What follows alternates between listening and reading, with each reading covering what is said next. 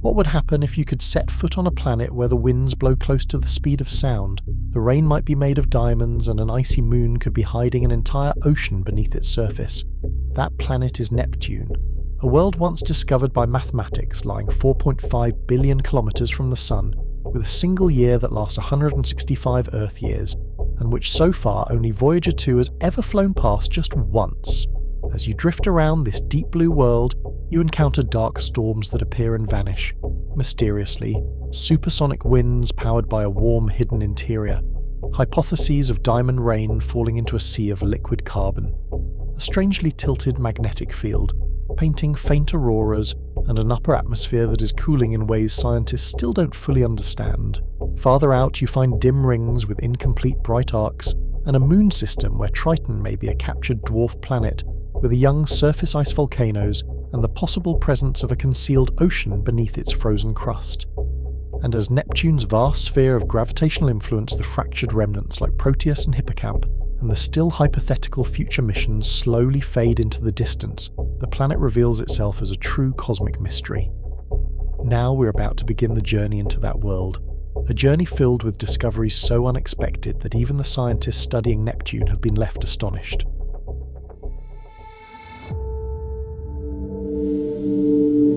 Neptune does not blaze. It does not call attention to itself.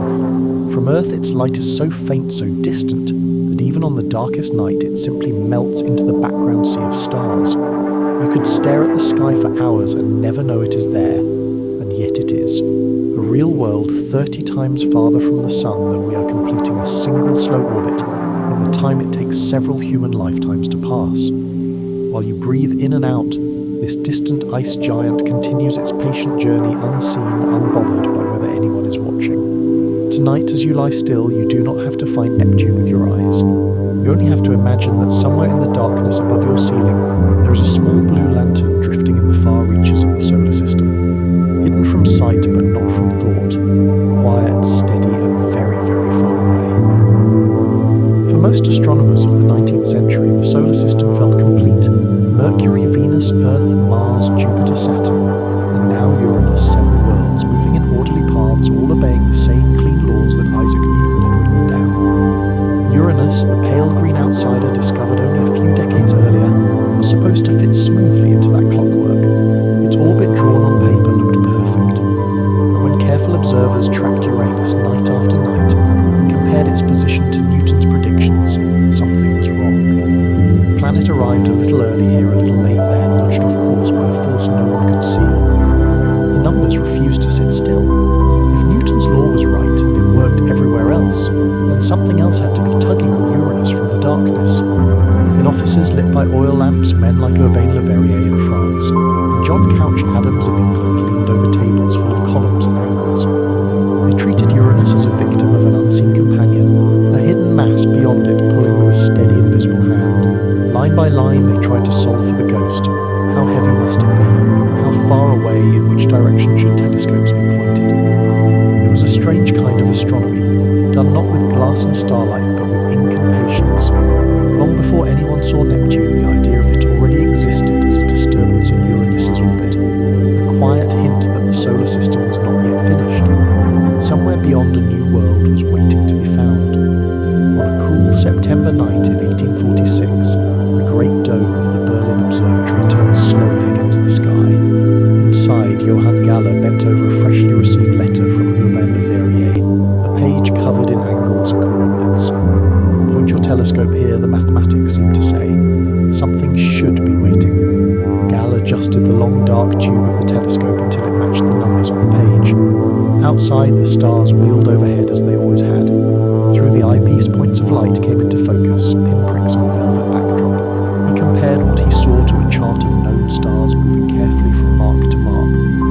And then there it was, a tiny disk, not a sharp point, not a star, a planet. In less than an hour, Neptune stepped out of the realm of equations and into the field of view, a quiet confirmation that the ghost in Uranus's orbit was real.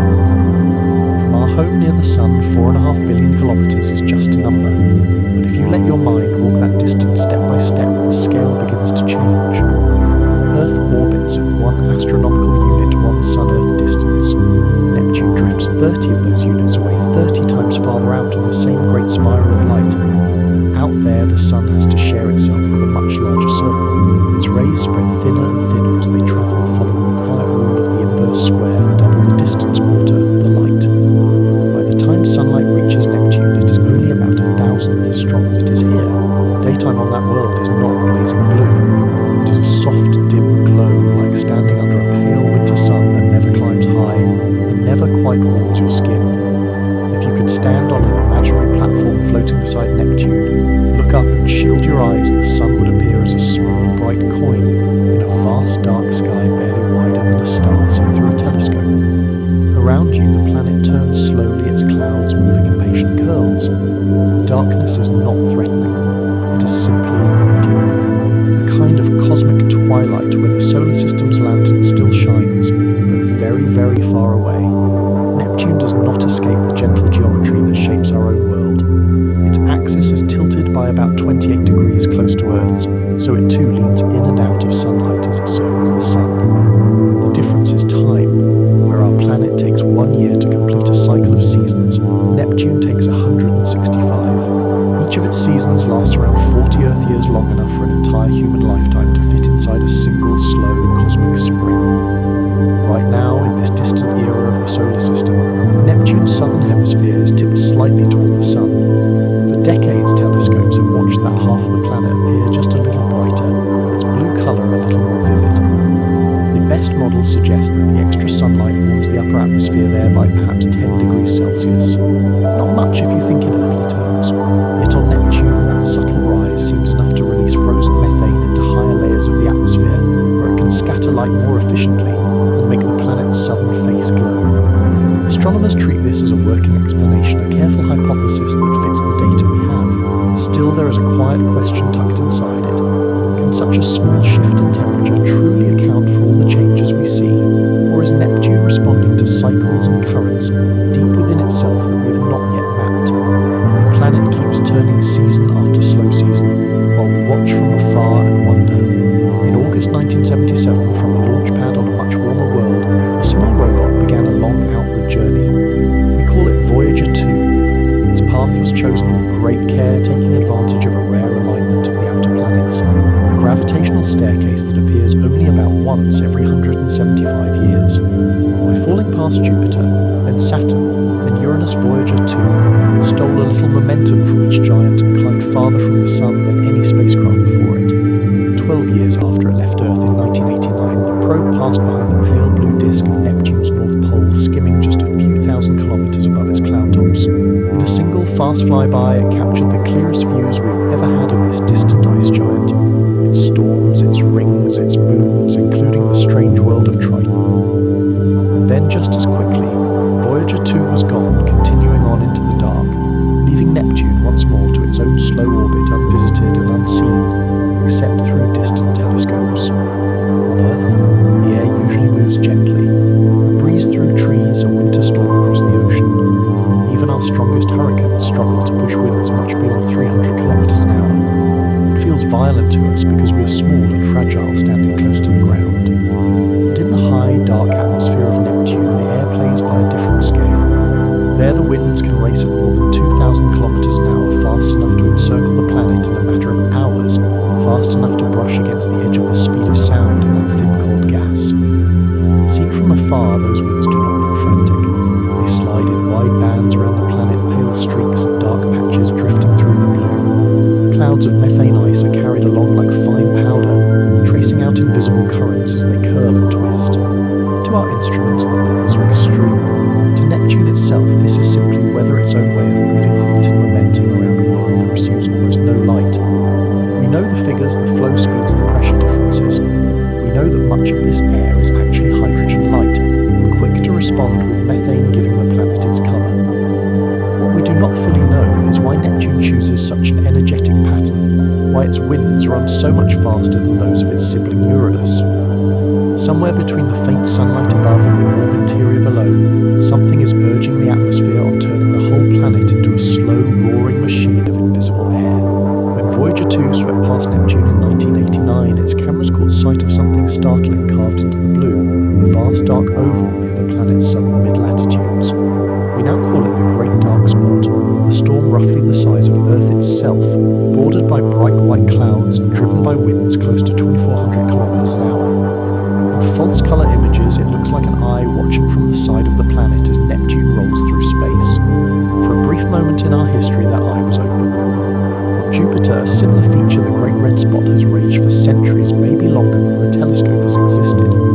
Astronomers once imagined that Neptune's dark storm might follow the same pattern, a long-lived vortex anchored deep in the atmosphere. But when the Hubble Space Telescope turned toward Neptune a few years later, the Great Dark Spot was gone. In its place, clear blue, a few streaks of cloud, as if nothing unusual had ever been there. Other dark spots have appeared since then at different latitudes, surviving for a while before fading away in turn. Our best models suggest that these storms are giant vortices born where fast winds in neighbouring bands shear past one another. As long as the energy supply and wind pattern hold, the storm persists. When the background flow changes, the structure can unravel in a matter of years. To Neptune, that may be just a passing fluctuation in a long cold season. To us, it is a reminder that even features the size of worlds can open and close like passing thoughts on the face of a distant planet. Around Neptune, the atmosphere is not a single smooth sheet of air, but a stack of flowing bands. Some circle the planet in the same direction as its rotation, others run stubbornly against it. Each band has its own speed, its own gentle gradient of temperature and pressure. Most of the time, they slide past one another in parallel like lanes of traffic on a dark celestial highway. But at their edges, where one stream brushes against another, the differences become important. Faster winds drag on slower ones, directions across small ripples grow. In our simulations, these boundary zones are where large vortices can be born, whirls of gas that roll up from the shear, spinning like slow-motion whirlpools in a sky of hydrogen and methane. Given the right conditions, a vortex can deepen and darken, lifting material from different layers, carving out something like the Great Dark Spot. As the background winds evolve with the seasons, those same vortices can be stretched, tilted, and finally torn apart, leaving only faint cloud traces behind. On Neptune, even chaos begins as a meeting line between two quiet currents. In many ways, Uranus and Neptune look like siblings. They are similar in size and mass, both wrapped in envelopes of hydrogen, helium, and methane, both classed as ice giants, rather than gas giants like Jupiter and Saturn. On paper, they could almost be twins. When we measure their behaviour, the resemblance begins to break. Uranus has strong winds, but they rarely exceed 900 kilometers an hour. Its weather seems muted, its internal heat oddly quiet. Neptune, by contrast, radiates far more energy than it receives from the distant sun. That extra warmth from within appears to feed its atmosphere, driving faster jets and more dramatic storms. One popular hypothesis is that Uranus lost much of its internal heat long ago, perhaps in a violent collision, and also knocked it onto its side, while Neptune remained less disturbed and kept its inner fire. If that is true, then the two ice giants are not just separated by distance, but by history sharing a composition, yet carrying very different memories of how they were shaped. When we look at Neptune from far away, it seems like a world ruled entirely by the sun. A faint distant star sends a thin drizzle of light across 4.5 billion kilometers, and the planet reflects a small portion of that light back to our telescopes. But the measurements tell a quieter, stranger story. Neptune shines with more energy than it receives. It is not just a cold ball being weakly warmed from above, it is also glowing very slightly from within. In infrared observations, astronomers can see this clearly. The planet emits almost twice as much heat as the pale sunlight falling on it would allow. That extra warmth must come from its interior, from processes hidden under layers of gas and ice, leftover heat, from its formation, slow contraction under gravity, and the steady decay of radioactive elements in its rocky core. All of these sources together keep Neptune's deep layers warmer than the empty space around it, like embers buried under thick ash. This internal heat matters.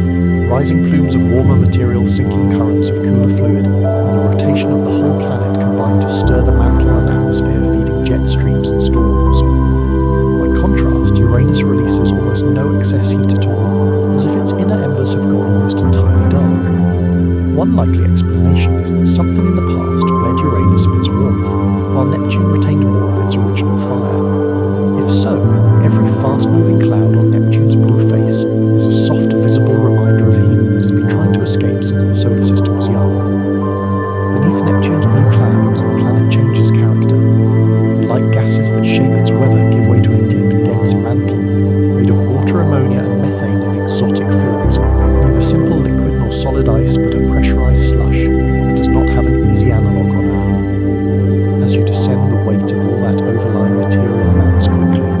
Pressures climb to millions of times the air pressure at sea level. Temperatures rise to thousands of degrees. In that environment, everyday chemistry bends into new shapes. Methane, a simple molecule of 1 carbon and 4 hydrogen atoms, is thought to be particularly important there. In laboratory experiments, scientists have taken materials rich in hydrocarbons and squeezed them with powerful lasers and shock waves, recreating for a moment the crushing conditions expected inside ice giants. Under those stresses, the carbon atoms break free and begin to arrange themselves into crystalline lattices. In other words, diamond. From this, a striking picture emerges. Deep within Neptune, carbon could separate out of the fluid mantle, forming countless tiny crystals that grow clumped together and slowly sink. The phrase diamond rain is poetic, but it is also a serious working hypothesis. If it is correct, then far below the calm, distant blue fragments of solid diamond may be drifting downward through a dark ocean of strange ices like heavy snow, falling through a world we can currently explore only with equations and imagination. If diamond rain truly falls inside Neptune, the journey of that carbon may not end when the crystals fall. As they sink deeper, pressure and temperature continue to rise, pushing matter into still more unusual states. Some models suggest that far below the level where diamonds first condensed, the conditions could melt carbon into a dense metallic-like liquid, an ocean of carbon pulled around the planet's inner regions. In that imagined landscape, solid pieces of diamond might behave not as rare gems, but as a kind of ice. Chunks and slabs could float on the heavier carbon fluid beneath, drifting slowly in the dark, colliding and grinding, reshaping themselves over spans of time that make human history seem brief. The boundary between solid and liquid there is not something we can see directly. It lives in pressure-temperature diagrams and the tracks left by shock experiments and calculations that run for hours on supercomputers. For now, the idea of diamond bergs sailing over a carbon sea remains a speculative extension of those clues. Yet it offers a way to picture Neptune's hidden interior, not as a simple sphere, but as a layered world, where even familiar elements like carbon adopt rules that feel dreamlike compared to life on the surface of Earth. When Voyager 2 flew past Neptune, it did more than take pictures. It also listened for the planet's magnetic voice, tracing the invisible field that reaches far into space. What it found did not match the simple patterns we see on Earth and Jupiter. Neptune's magnetic field is tilted by about 47 degrees relative to its axis of rotation, and its center appears to be offset from the planet's core. The magnetic poles are not neatly aligned with the spin. They wander twisted to one side. Uranus shows a similar oddity with a wildly tilted field of its own. Together, these two ice giants hint that something unusual is happening inside them. One leading hypothesis is that their dynamos, the churning electrically conducting fluids that generate magnetic fields, do not sit deep in a centrally metallic core as on Earth, but instead occupy a thick shell in the mantle of water, ammonia and other ices under extreme pressure. In that shell, flows may be lopsided, patchy and time variable, naturally producing a field that looks skewed and off-center. From our distance, we see only the outcome auroras in unexpected places and magnetic lines that loop through space in crooked arcs. Neptune turns its misaligned fields, sweeping through the solar wind like a tilted lantern, reminding us that even the forces we cannot see can carry the imprint of a planet's hidden interior. Seen in visible light, Neptune's night side looks almost empty. But in the near-infrared, through the patient eye of the Webb Space Telescope, something faint appears, the thin arcs of aurora, not wrapped tightly around the poles as on Earth, but stretching across the planet's mid-latitudes. They are not bright curtains, not the vivid greens we know from our own skies, soft ghost-like bands where charged particles from the solar wind and Neptune's own magnetosphere leak energy into the upper atmosphere. These auroras trace out the crooked shape of Neptune's tilted magnetic field, lighting up where invisible field lines plunge into the atmosphere far from the geographic poles. Their dimness is a clue in itself. It hints at thinner flows of particles or at a geometry that spreads the energy over wider areas, making the glow easy to overlook. To JWST, though, they are clear enough, delicate fingerprints of a distorted off-center dynamo shimmering quietly on a distant blue world. On a world like Neptune, nothing happens in isolation. The tilted magnetic field shapes where charged particles can travel. Those particles, guided along crooked lines, dive into the atmosphere and help paint the faint mid-latitude auroras the Webb has seen. Each impact deposits a little energy-heating thin layers of gas high above the main weather systems. At the same time, the atmosphere is constantly radiating heat back into space, cooling itself in the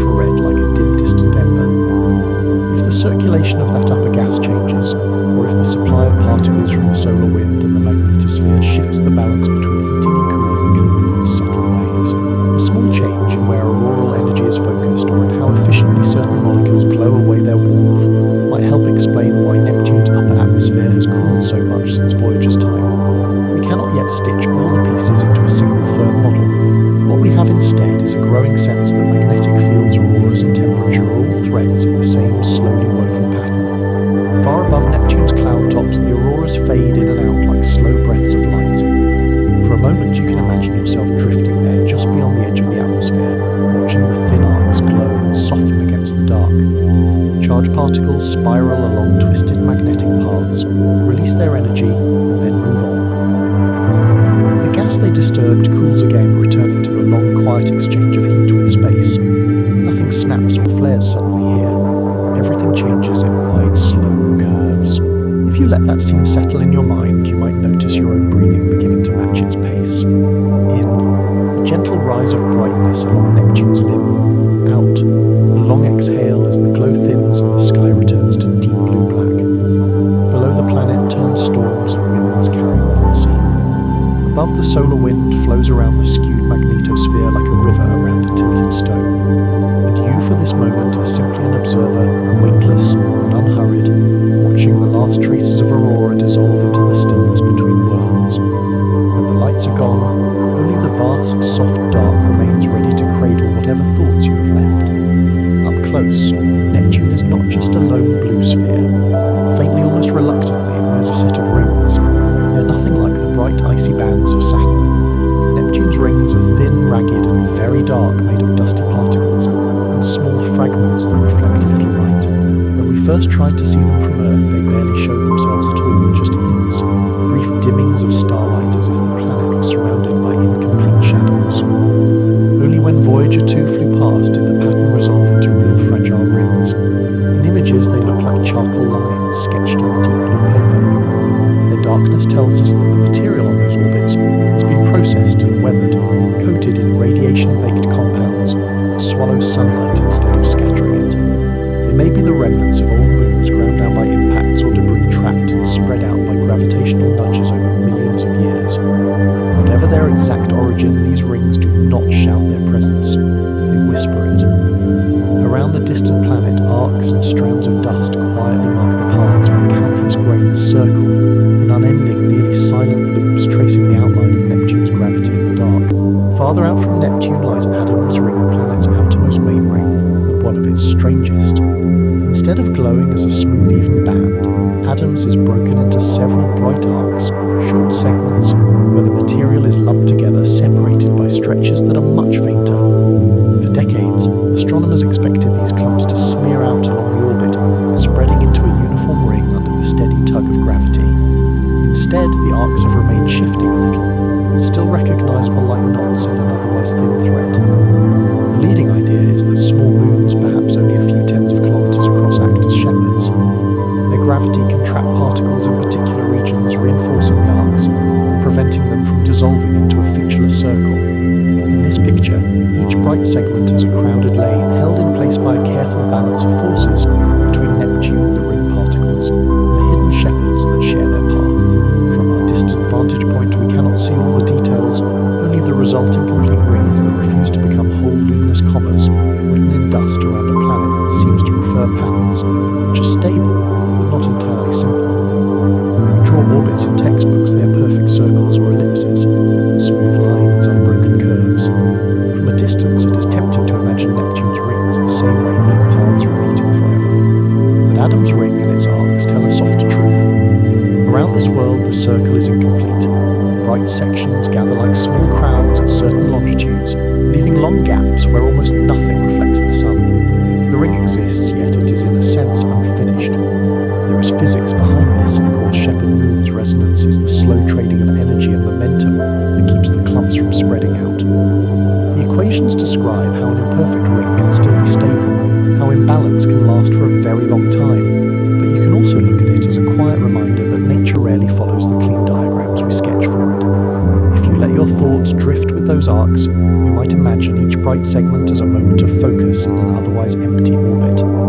Light then shadow, structure then space, a ring that works without being flawlessly uniform. As Neptune turns its incomplete circle, it keeps tracing the same path, proving that not everything needs to be symmetric or whole to endure. Neptune does not travel alone. Scattered through its gravity well are at least 14 known moons, small companions, that trace pale paths through the dark. Some are tiny irregular fragments, only a few dozen kilometers across, more like captured boulders than worlds. Others are larger, shaped into rough spheres by their own weight. Together they form a loose-layered family orbiting the distant planet. One member dominates almost everything else Triton.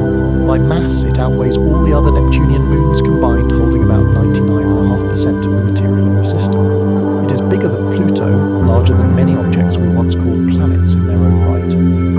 When Voyager 2 flew past the spacecraft, aimed its cameras not at every minor moon in turn, but primarily at Triton, because that was where the story seemed to concentrate. Seen against the cold blue of Neptune, Triton appears as a pale textured disk, its surface etched with strange patterns rather than simple craters. Its orbit is close and compact compared to the more distant scattered moons, as if Neptune's gravity has drawn it into a tight embrace. In this icy miniature system, Triton is not just one moon among many. It is the central character, and everything else orbits in its shadow. Triton does not move the way a normal moon should. Most large moons in the solar system orbit in the same direction their planet spins close to the planet's equatorial plane, as if they formed from the same rotating disk of material. Triton goes the other way. It travels around Neptune on a retrograde path clockwise when the planet itself turns counterclockwise at a steep tilt relative to Neptune's equator. Its orbit is also unusually tight and nearly circular for such a large backward-moving body. These clues point to an origin beyond Neptune. The leading hypothesis is that Triton once lived in the Kuiper Belt, the distant ring of icy worlds, beyond Neptune's orbit where objects like Pluto reside. There Triton may have been part of a binary pair, two similar bodies locked in neutral orbit. When this pair wandered too close to Neptune, the giant planet's gravity tore the system apart. One member was flung away, the other lost energy, and was captured, settling into the retrograde orbit we see today. If this scenario is correct, Triton is not a native moon, but a former dwarf planet stolen from the outer frontier. It carries frozen into its interior a record of conditions far beyond Neptune, even as it now circles tightly around its captor. When Voyager 2 finally turned its attention to Triton, the images that came back were quietly shocking. Instead of a landscape buried under ancient craters, the surface looked young and active. Vast regions showed almost no impact marks at all, as if something had erased and rewritten the terrain in geologically recent times. There were smooth plains edged with curved ridges, strange patterns nicknamed cantaloupe terrain, and dark streaks stretching downwind across pale ice signs that material had been moved, spread and deposited again and again. The best explanation is that Triton is alive in a slow, icy way. Beneath its frozen crust heat from the decay of radioactive elements in its rocky interior, perhaps helped by tidal stresses in the past, may be enough to keep pockets of water or slushy mixtures from freezing solid. That energy can drive cryovolcanism eruptions, not of molten rock, but of volatile ices. On Triton, plumes of nitrogen gas and fine particles seem to burst through the surface and then fall back, coating the ground with new layers. Over millions of years, such gentle repeating outbursts could resurface large areas, hiding the record of old impacts and hinting at a world where an ocean might still linger quietly beneath the ice, insulated from the deep cold of space. On Triton's sunlit side, some regions behave almost like a frozen greenhouse. Thin, translucent layers of nitrogen ice let weak sunlight seep through warming, darker material trapped just below. Over time, gas builds up in tiny pockets until the pressure is too much. Then, without drama, the surface gives way.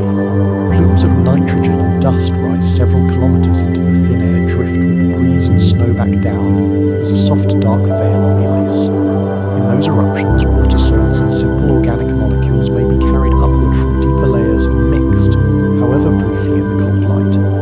No one can say yet whether Triton's interior still holds a true subsurface ocean, or only scattered reservoirs of slush and brine. The chemistry there might never reach the complexity of life. The ingredients liquid water energy and carbon-bearing compounds are present arranged in a slow, patient experiment that has been running for billions of years beneath Neptune's watch.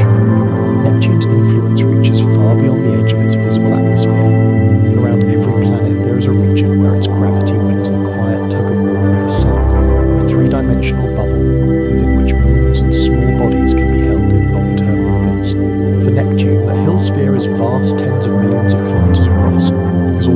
planet is far from the Sun, is still massive enough to carve out a large domain of control in the outer darkness. One way we sense this reach is through resonance. Objects that never come close to Neptune physically can still have their orbits shaped by its pull. The body known as 2020 VN40, a distant trans-Neptunian object, circles the Sun once for every 10 orbits Neptune completes, locked in a precise 10-1 rhythm.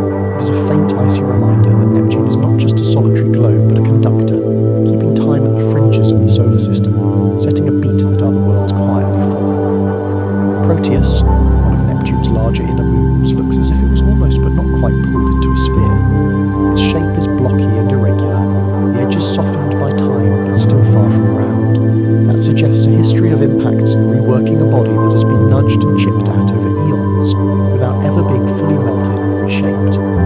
It circles close to Neptune in a region where tidal forces and stray debris have had many chances to leave their mark. Just outside Proteus orbits a much smaller companion hippocamp discovered only in 2013 after careful image processing of Hubble data. At roughly 35 kilometers across, it is tiny compared to Proteus, more like a fragment than a sibling. One appealing hypothesis is that hippocamp is exactly that, a piece of Proteus gently lifted away in a long-ago collision and then settled into its own orbit nearby. In this view, the two moons are parts of the same original body now travelling side by side.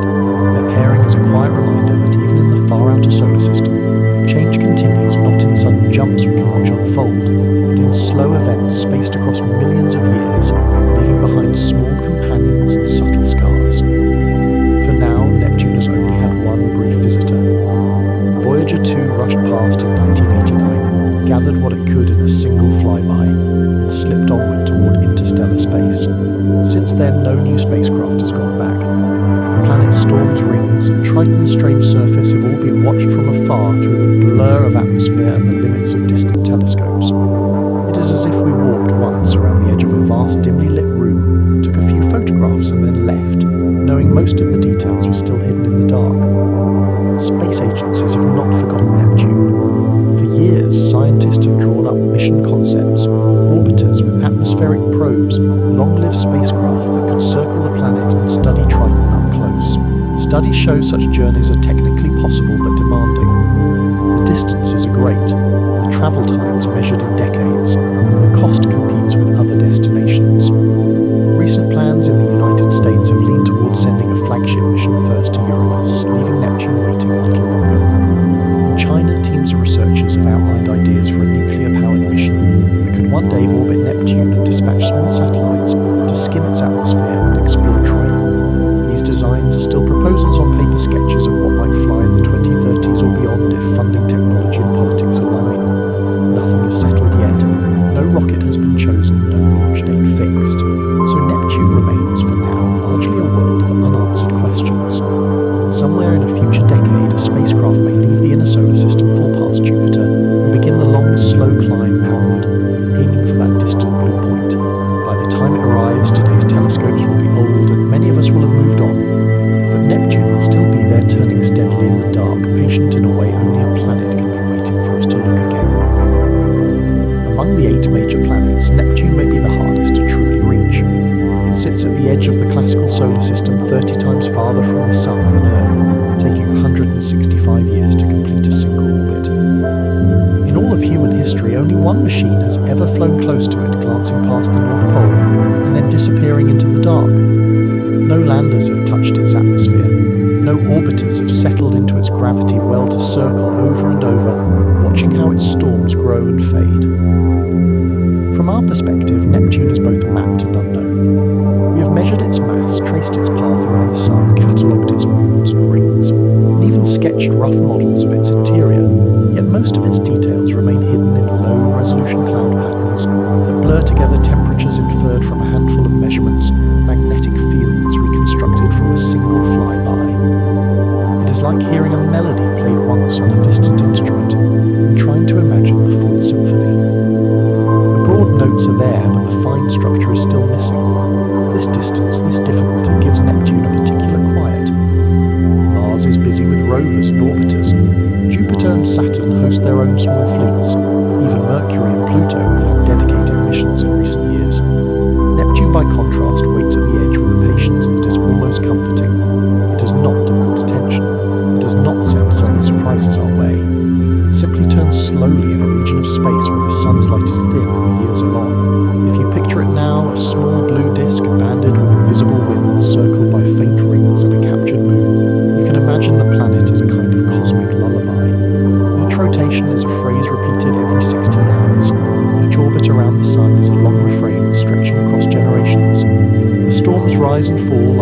and fall of your chest as you breathe. The diamond-laden interior, if it exists, changes only over spans of time so vast that they blur into a single continuous hush. In that sense, Neptune offers a scale against which our own worries shrink. The messages you forgot to answer, the tasks waiting for tomorrow, even the years of your life, all of them are brief local ripples compared to a world that has been circling quietly since long before humans learned to count the stars. You do not need to reach Neptune in order to rest beneath the same sky. You only need to know that out there, far beyond the last visible planet, something calm and steady is keeping its orbit. As you lie here, you can let your thoughts drift outward along the dark past Mars, past Jupiter and Saturn, past Uranus, until they touch that distant blue, and then soften, losing their edges. The solar system becomes a series of slow, overlapping motions, all of them continuing whether you're awake or asleep. Somewhere at the edge, Neptune completes another quiet turn, indifferent and reassuring. You're allowed for a while to do nothing at all but follow that rhythm into deeper rest. Somewhere far beyond the ceiling above you, Neptune is still turning. Its winds keep flowing, its faint rings keep circling, and Triton continues its slow path around a world you cannot see with your eyes. Nothing in that distant system knows whether you're awake or asleep. Nothing there is in a hurry. Every motion is stretched across hours, years and centuries, a steady rhythm too slow to disturb you. You can let that rhythm become your own. Imagine the planet as a small, calm light at the edge of the solar system, repeating the same quiet spin again and again. With each turn, your thoughts can loosen a little more. The details of the day fall away like stray particles